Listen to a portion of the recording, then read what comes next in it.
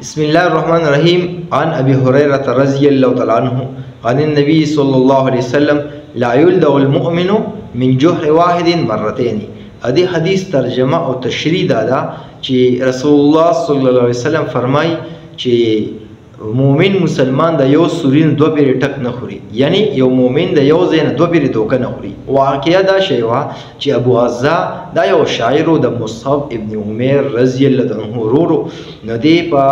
یو جنگ کې چې کوم دی نو قید شو، نو چې بیا د هغې قیدیانو فدیې ورکولې نو د ډېر منتونه وکړو چې حضرت زه خو غریب یم، زما ماشومان لوریانې دي او ما چې کوم دی نو پرېږدې. نو پیغمبر اسلام دی مفت پرېښودو بغیر د څه فدیې نه، او دی ورله وویل چې دوه خبرې دي، یو دا چې ته شاعر یې نو زموږ خلاف به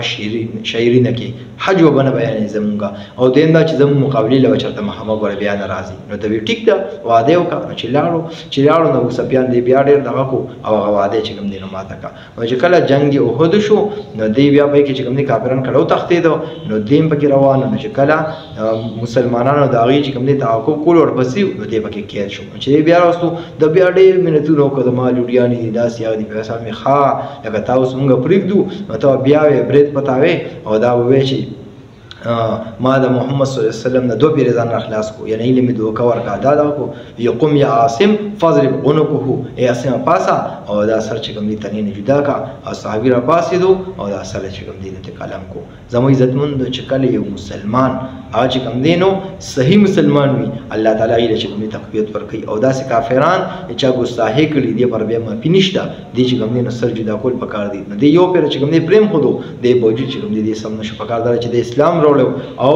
په دې وجه او لیکن دی بیا هغه ټیم کې حضرت ابو سفیان رضی الله عنه چې کوم دی مسلمان شوی نو